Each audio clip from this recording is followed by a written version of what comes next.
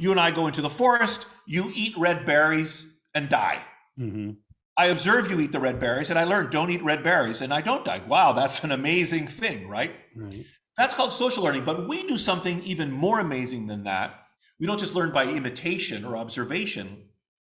We set out to teach each other things, to affirmatively transfer knowledge, which is actually a kind of altruism. This is exceedingly rare in the animal kingdom, and it's miraculous. And this, therefore, to address your question, Priscilla, why do we have friends? In part, we have friends because of the benefits in being able to form cooperative groups to achieve collective objectives, and also, distinctly, the ability to acquire information about the environment in an incredibly efficient way.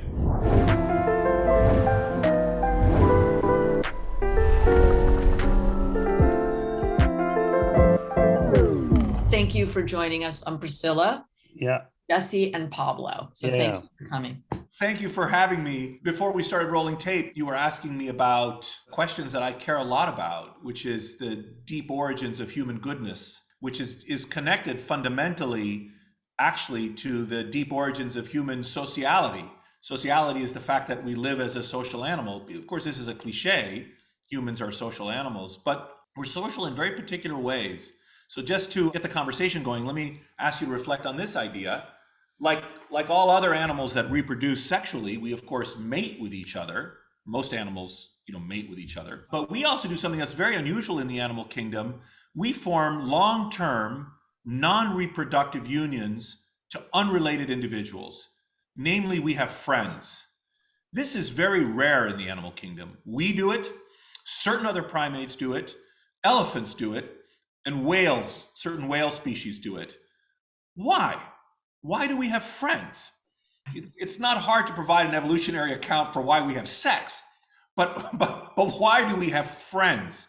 And the fact that we have friends lies at the core of another whole phenomenon, which is that we form social networks. Here I'm talking about face-to-face networks. We assemble ourselves into this phenomenally beautiful thing, these intricate interconnections. Anyone who's seen a human social network should be marveling at that. That is the human equivalent of an ant colony. And then, having assembled ourselves into these networks, we proceed to interact with people, either directly who we know or indirectly who we don't know, our friends, for instance, whose actions and experiences can determine our fate. For example, if they have COVID, if your friend's friend has this virus, that virus is going to find its way to you. But similarly, if your friend's friend is violent or altruistic or has a piece of useful information, your fate is bound to the fate of those people who are faceless to you, nameless to you perhaps. So this is what I've spent the last 20 years of my life studying, and we do in my laboratory, we do many different kinds of investigations of different aspects of this phenomenon. So would you study an ant colony to understand their interrelatedness in a way that somebody wouldn't necessarily see? Or is it binary in an ant colony? They just know what they're going to do because of the sense? I mean, do you take that as a corollary?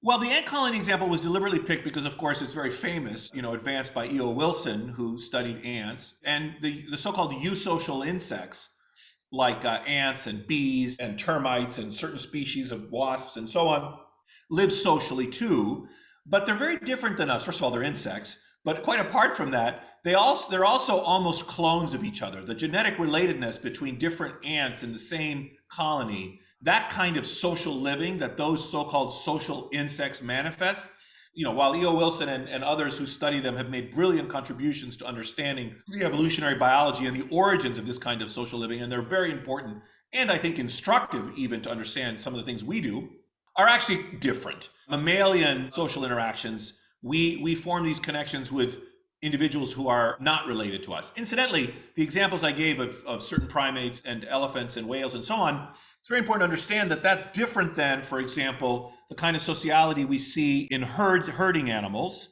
where we don't have specific ties. Like a big herd will move, that is a kind of social existence, but it's a little different than what we're talking about. They're not these like dyadic friendship interactions. This kind of social living we have is also different even than pack animals like wolves, or cheetahs, where they're all closely related. So all the animals in a pack of wolves will be closely related, but you and your friends are not closely related, and yet you work together.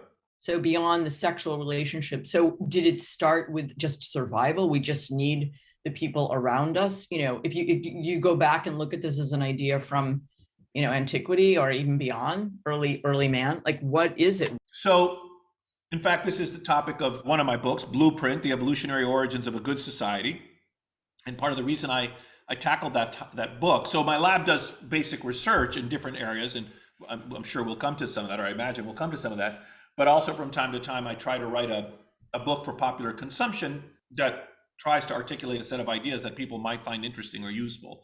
And in that particular effort, what I was trying to do was to push back a little bit at this obsession with the way that evolution has endowed us with bad qualities. Like everyone talks about how, we are selfish and tribal and violent and mendacious and thieving, and rapacious and all these awful qualities, which we do also have, candidly and sadly, and which have been partially shaped by natural selection. But equally, it is the case that natural selection has endowed us with these wonderful qualities, like the capacity for love, for example. We don't just mate with our partners, we form a sentimental attachment to our partners. We even do that when there's no prospect of reproduction, when we are infertile or beyond fertility, or if we're gay, for example, we still love our partners, okay? Love is a very deep and fundamental part of the human experience, which has also been shaped by natural selection. So love and friendship and cooperation and teaching and all these wonderful qualities that our species manifests. And my argument is, first, that they themselves warrant a lot of attention, and I'll come back to friendship in a moment. And second, that these forces must necessarily have been more powerful than the forces of evil. It's a little bit like Star Wars, like in Lord of the Rings. Sorry for these analogies, but only light can drive out the darkness, and that these forces must have been more powerful, that the benefits of a connected life must have outweighed the costs. In other words, if every time I came near you, you were violent towards me, or you stole from me, or you filled me with lies, I would be better off living atomistically, living separate from you. Therefore, any downside in connecting with you must be more than compensated in a Darwinian sense by the benefits. So what are those benefits, you're asking? Well, the benefits are that when I connect with you, I'm better able to do all kinds of things, like, for example, hunt big game. We can take on bigger challenges than I could do. We can become a cooperative species. Now, bacteria also cooperate, so it's not unique to us, but the evolution of cooperation, the fact that animals might seemingly act in altruistic and non-selfish ways has been a conundrum since Darwin. But there are now very good explanations for this. And one obvious explanation is that if we have a sustained relationship, I help you now and you help me in the future. We work together over time and we are better off being connected. So cooperation, but even more fundamentally, and I'll shut up in 1 second, because I'm a professor, right? You asked me, this is like. It's great being in class. I'm so yeah, I'm so sorry if we were having a dinner table conversation. Oh, we love it. We love it. No, I know, but I mean, it's just like, I can sense myself going into professorial mode. Yeah. But just to finish what I was saying, the other huge thing that happens, you asked, why do we have friends? Friends are basically, they're kind of like an insurance policy. They can help us survive and offer us benefits that are unavailable otherwise. But one of the key things they offer us is the capacity for learning. So if I can go on one final digression, one of the most miraculous things that we do as a species is that we are capable of culture. We distribute knowledge across space and time. So right now with the COVID epidemic, how is our species confronting this threat? Well, we inherited all this biological knowledge from our ancestors about medicines and vaccines and human anatomy and physiology, and we're actively producing knowledge, for example, about vaccines and sharing it widely across the globe. So our survival, you see, is being abetted by our capacity to generate and preserve and disseminate knowledge. So this capacity for culture, however, is extremely rare in the animal kingdom. So for example, most animals can learn through contact with the environment by what is known as independent learning. A little fish in the sea can learn that if it swims up to light, it'll find food there. But that's great. Some animals can learn by observing other animals. For example, you put your hand in the fire and you learn that it burns. You've acquired some knowledge, fire burns, but you paid a price. Your hand is burnt. Right. I can watch you put your hand in the fire and I gain almost as much knowledge, but I pay none of the price. That is enormously efficient. Okay, that's called social learning. For example, you and I go into the forest, you eat red berries and die. Mm-hmm.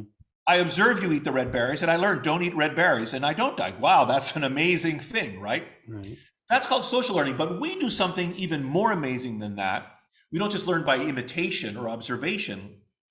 We set out to teach each other things, to affirmatively transfer knowledge, which is actually a kind of altruism. This is exceedingly rare in the animal kingdom, and it's miraculous. And this, therefore, to address your question, Priscilla, why do we have friends? In part, we have friends because of the benefits in being able to form cooperative groups to achieve collective objectives, and also distinctly the ability to acquire information about the environment in an incredibly efficient way.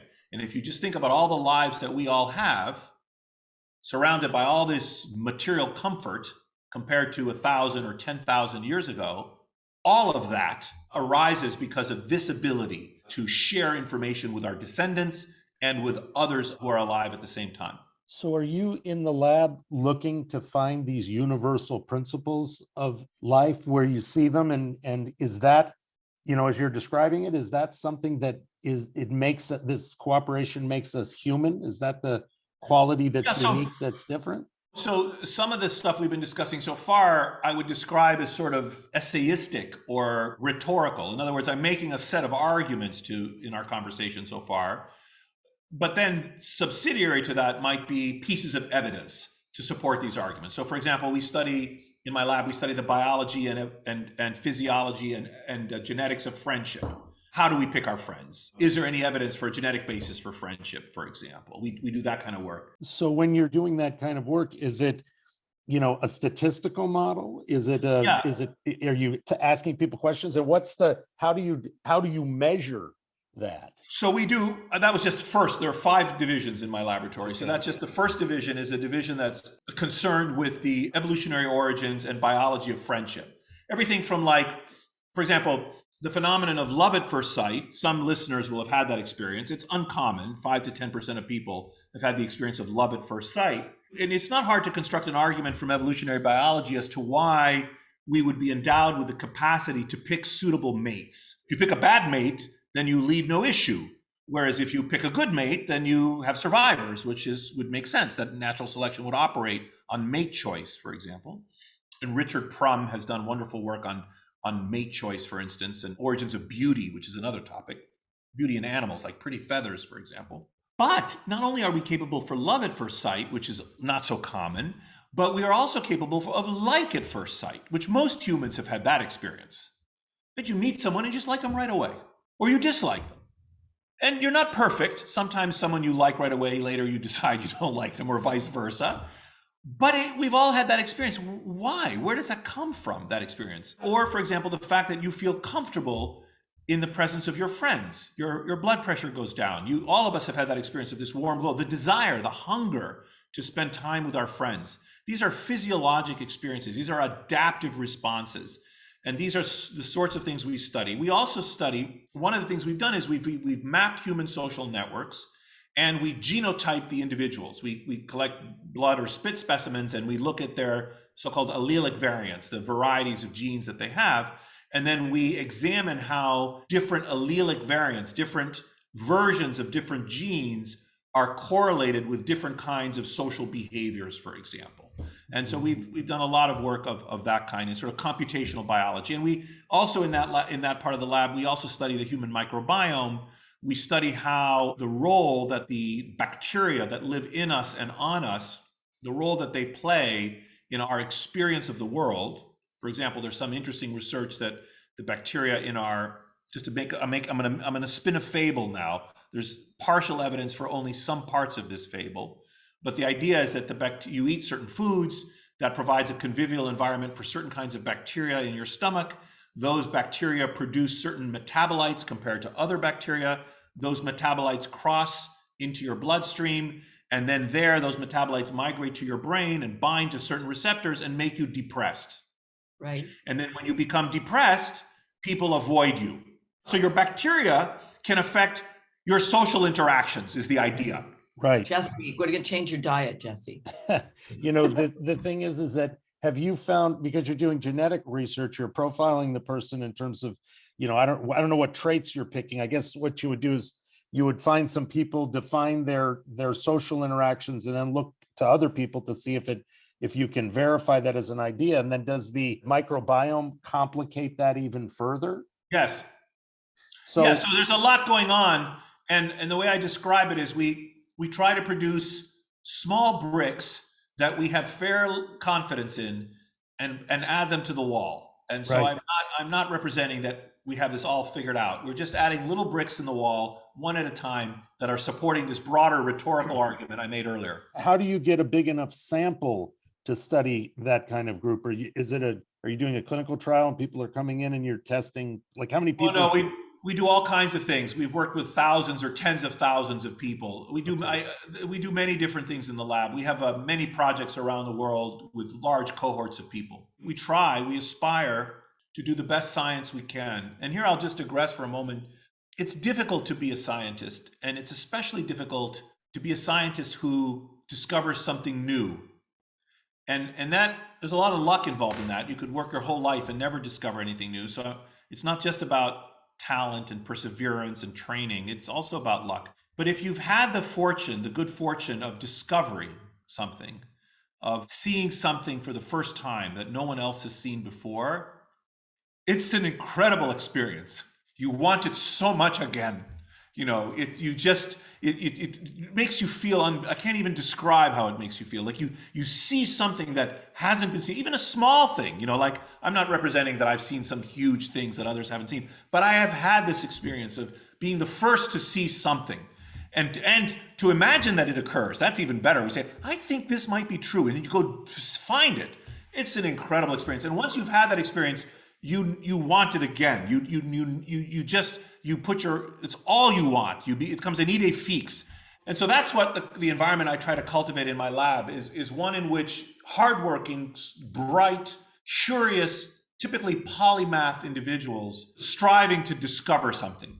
Well, tell us what that moment was, because obviously it's incredibly emotional for you. We want to know what happened. What did you think? And then what did you discover? Well, there are a few such things I would put in that category. In 2001, one of my colleagues, James Fowler, and I had this crazy idea that these phenomena that spread in social networks shouldn't be restricted to just dyadic spread. That is to say that most listeners will take it as self-evident that your actions influence your friends' actions. Like if you're a studious student in high school, it'll affect the studiousness of your friends. Or if you're a drug user in high school, it'll affect the drug using behavior of your friends. I mean, this is a very commonsensical.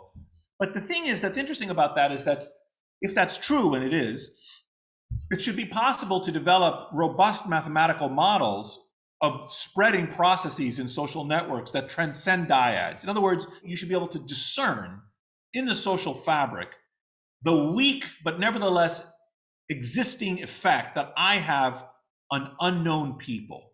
In other words, I quit smoking.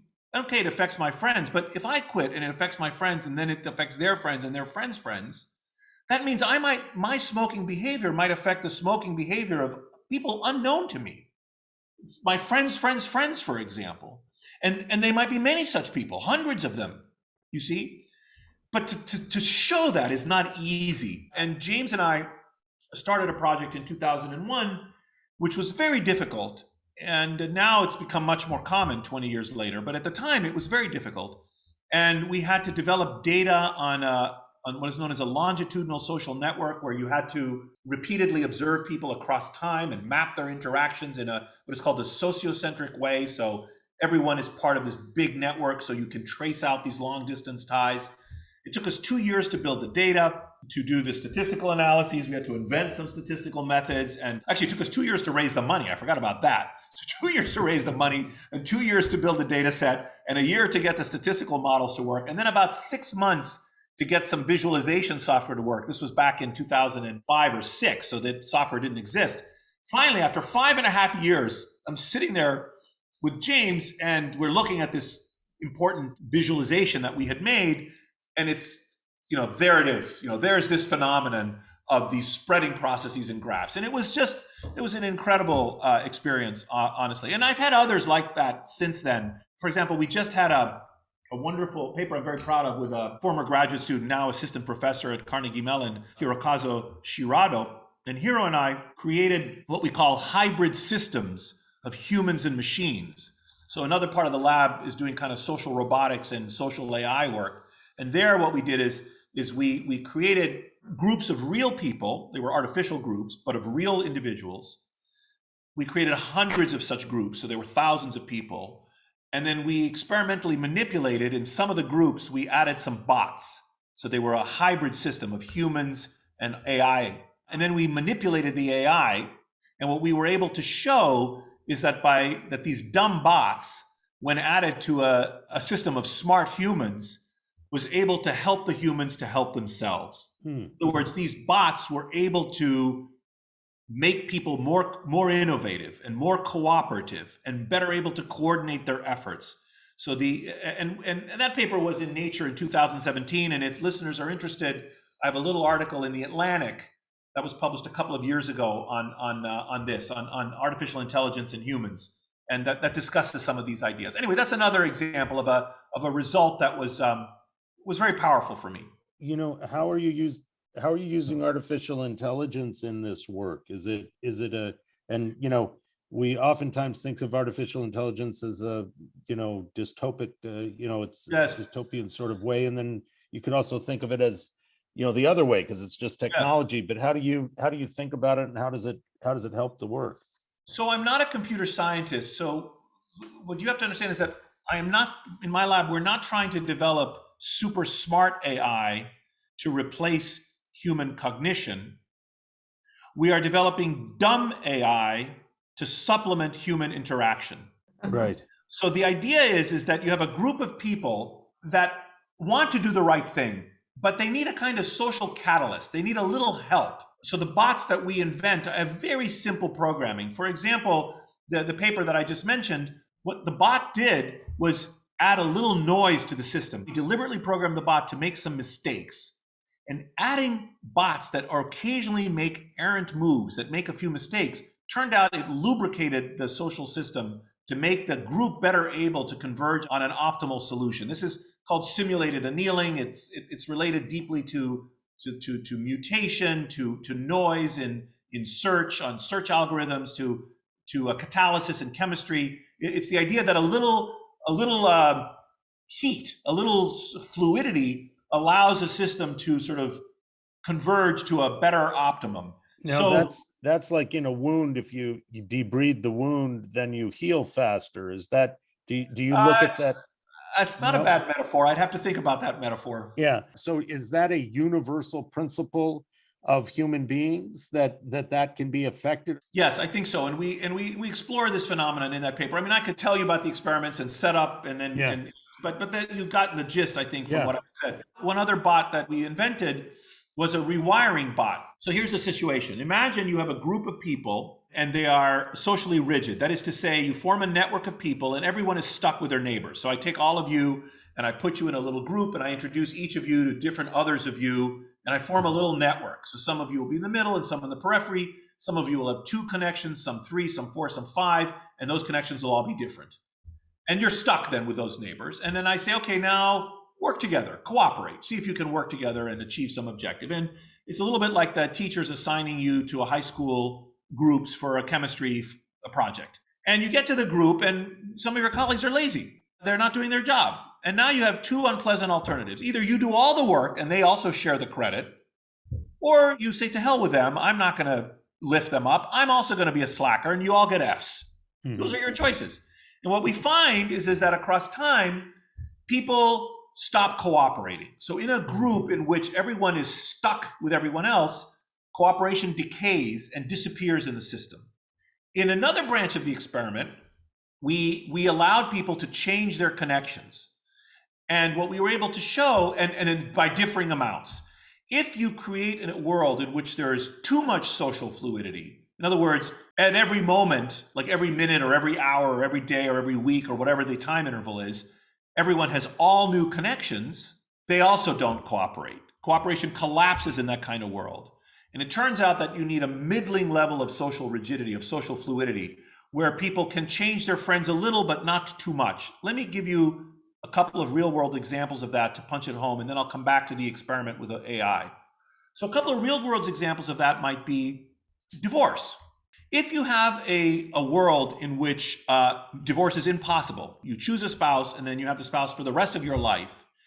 If your spouse is awful to you, then your choices are either to continue to be nice to your spouse and be abused for the rest of your life, or to also not invest in the marriage and both of you are just mean to each other. Whereas if there was divorce possible, it might encourage better behavior from either party. Conversely, at the other extreme, if you had a new spouse every day, if every day your spouse changed, you wouldn't also invest in your spouse. Why would you invest in this partner who's going to disappear the following day? So what you want is a world in which divorce is possible, but not too easy. You want a kind of middling level of social fluidity that elicits the nicest behavior from the constituent individuals. Or another example might be policy related to home ownership. If you have like the home mortgage deduction policy or other kinds of housing policies we have in our society, if you have a policy like in Russia, which assigns you an apartment and then that's it, and you have these neighbors you never can meet. If your neighbors put graffiti in the hall and put trash in the hall and are slobs, you don't make any investment in the communal good because you become a slob too and you start putting your trash in the hall. Conversely, if you have a new neighbor every day, why on earth would you go out and mow the lawn in front of your house or clean up? Because every day there's a new guy over there. So you want a housing policy that allows people to move, but not one that is so fluid that there's no friction in moving. You want people to be invested in their neighborhoods, to have a sense of their neighborhoods and so on. So with that background then, our AI experiment involved bots that in social groups that were, I think of them a little bit like those bots in the Matrix, when he finally pulls the little flying things that he pulls the cables out of him, Keanu Reeves does, kind of little tender bots that are, tending the humans. We programmed some bots that had a little basic AI in them that facilitated the rewiring, that sort of brokered introductions between kind people in the background. And in so doing, they reinforced the kind behavior. So we were able, to my knowledge, this was the first ever intervention that was able to actually increase the cooperativity of human groups over time. But we need this right now in our society, please, Nicholas, because that's ultimately the question, is that can this work be used for policymakers to make better decisions about how cities run and our democracy runs? Do you feel like this can be adopted? Is there a role in the system for this kind of thinking, or is this sort of social engineering and beyond the what is possible? Well, our ideas are adopted by lots of firms. I mean, I think they influence public policy in certain ways, in certain domains. We do occasionally do work on large-scale field trials. For example, we have a project in Honduras that is 30,000. It's a maternal and child health project where we're trying to change people's behavior for the better with respect to maternal and child health in rural Copan, in the western part of Honduras. So we have 30,000 people in 176 villages. This was supported by the Bill and Melinda Gates Foundation and other funders, including the Nomis Foundation in Switzerland. Honduras has pretty good public health, yeah? Middling to bad indicators in Latin America. It's middling indicators worldwide. And it has, the government is trying hard. There's no doubt about that. But anyway, so we've done some work there trying to, and we've, I think, succeeded in improving maternal and child health indicators using network methods in this part of Honduras. But the other applications of our work are like in firms that are trying to increase innovativeness or increase cooperativity in workers, or you can actually reverse engineer some of the stuff we're doing. And there are security applications where, you want to decrease the cooperation of our enemies, for example, so that they don't cooperate so well with each other. So there are, a variety of applications. Do you work on that problem of trying to decrease, cooperation amongst our enemies? I work on many different problems, as you can Not see. going to say. Okay. I do have a question though around, I mean, obviously there's so much to ask you, but if you take you're looking towards an altruistic, ultimately good humanness and kindness, can that sort of principle, if you look at the dark side, as we started with Star Wars, so obviously the contagion of negative behavior, can the bot interrupt that? So like what we're seeing, dark forces on the internet, I would say Facebook should hire you, obviously. I mean, if you're thinking about all these things, right? What is the danger around the bot? I mean, just from anecdotal information that is accelerating really, I would say, anti-human or anti-love behavior, negative behavior. How do you think about Well, is that cognitive dissonance? Anti-vaxxing, is that cognitive dissonance? And does it promote less love in society because they just can't see the goodness in the thing? Well, I mean, those are two things you've asked me are two sides of the same coin in a way. I would say that there have been applications, and we have done some of this work, to do things like facilitate the flow of accurate information online. So how do you, ideally in a decentralized way, because we don't want government saying you can say this and you can't say that. I mean, that would be inimical to our understanding of free expression in our society. So we do not want to squelch public speech. It's not who we are as a nation. We're not the totalitarian state. We don't prevent people from speaking. We don't say you don't. That's not what we want as a general principle. And therefore, we must tolerate people spreading lies and misinformation and falsehoods, even dangerous falsehoods. Unfortunately, we must tolerate that. But in a decentralized way, there might be ways like little traffic cops that facilitate the spread of the truth and kind of slow down the spread of falsehoods. And we have been experimenting with some AI agents that achieve that objective. Or for example, if you want to decrease racist speech online, there are different kinds of tricks that you can do that tamp down on that kind of expression. Or if you want to decrease polarization, this is the echo chamber effect, where people on the far left and on the far right are only listening to each other and demonizing other people. Now, there are far, far extremes of political ideologies which are dangerous and which people are conspiratorial and nuts, on the far left and on the far right. But within a broad range in our society, most people, even the people I disagree with politically, I don't think they want to harm our society. Like for example, I don't agree with Mitch McConnell's politics, but I don't think Mitch McConnell actually wants to harm the United States. I think many of the things he's doing are harmful, but I don't think that's his objective. So it's very important to understand that we have a common purpose, which is that we are trying to improve our society. The dispute is about the means, and sometimes the dispute is about the facts. And one of the things that irritates me extremely is when people deliberately conflate those. In other words, I have a policy disagreement with you, let's say about climate change, but instead of actually engaging that ideological dispute, instead, I say, well, we're not going to do any scientific research on climate change because I just don't want to know, right?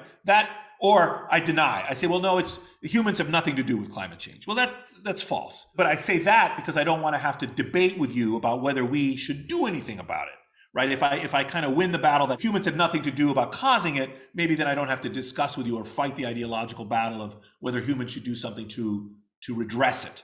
So we have a lot of that problem in our society right now, where we, rather than actually acknowledging a common factual base, we say, look, you and I we disagree politically, but we're going to get together and we're going to understand factually what's happening. And then we will have our political argument about what to do about it. And ideally, grant each other good faith, where we say, I understand that you and I have a different ideological perspective, but I believe you want what's good for our country.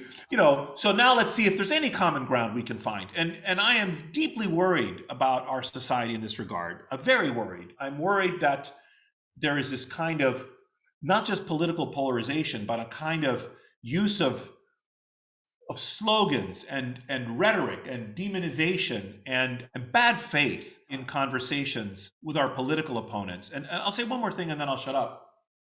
Think about what the alternative is. I like the fact that we live in a plural democracy, right?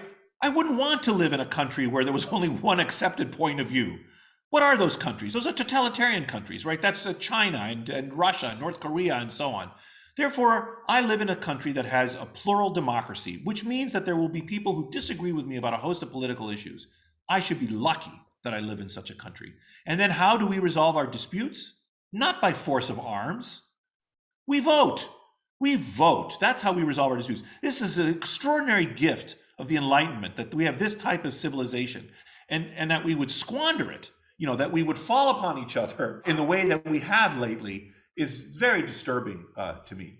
You've been doing this work now 20, 25 years. Has your thinking evolved over the time? Are you in a different place than when you started?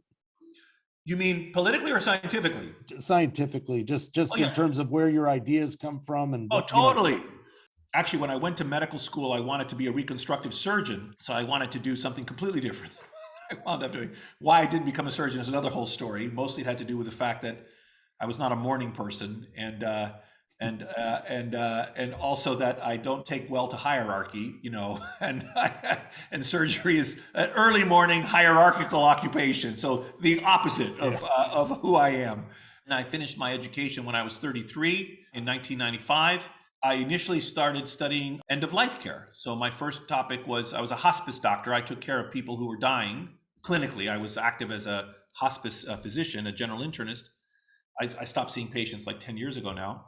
And I was looking at physician decision-making at the end of life. So I was studying how to improve terminal care, like public policy, not pharmacology, but like public policy around improving the care of the dying in our society. And after a while, my wife was like really worried that I was getting depressed because, I was taking care of people who were dying all day long. And in my lab, I was just studying death and destruction. And I had just gone to England to visit St. Christopher's Hospice and meet Cicely Saunders, which was a big honor for me. And I met a very funny man there who told me that the Bureau of Vital Statistics in England, of births and deaths and marriage and so on, was called Hatch, Match, and Dispatch. So I had been studying dispatch, death, and I had no qualifications to study hatch, namely birth, but I figured I could study match, marriage. So I then, in the middle of the 1990s, redirected my work to study the widowhood effect, which is the fact that when your spouse dies, your risk of death goes up. And I spent a few years studying that. And then at some point, I realized that the widowhood effect was a special case of a broader social network phenomenon. The widowhood effect is my death causes my wife's death, but it's not just my death. My illness could cause my wife's illness. And it's not just my wife, it's my siblings and my friends and my coworkers. And in fact, it's not just those dyadic relationships, it's broader relationships. So then I started studying social networks. And first, I did some observational studies of social networks, including some we discussed earlier about smoking and obesity and emotional states, for example. And then gradually, I became more interested in the evolutionary origin, in the genetics and evolutionary biology of social networks. And then I became interested in doing experiments, like how to actually do experiments. And then I began to consider, like 10 years ago, what we call the so what question. So what if we can understand human social network and structure and function? What can we do with that knowledge to make the world better? And then I started redirecting my lab to start asking and to the extent we could, answering those questions. Anyway, that's a bit of a too much intellectual biography, but there's an answer to your question. Yeah. Thank you. Yeah, well, thank you. It's been a fantastic conversation. Really appreciate you coming on. I'm worried I talk too much. I'm sorry. No. That's what the podcast That's is why about. you're here. Thank you very much. Thank you. Thank You're welcome. Bye-bye.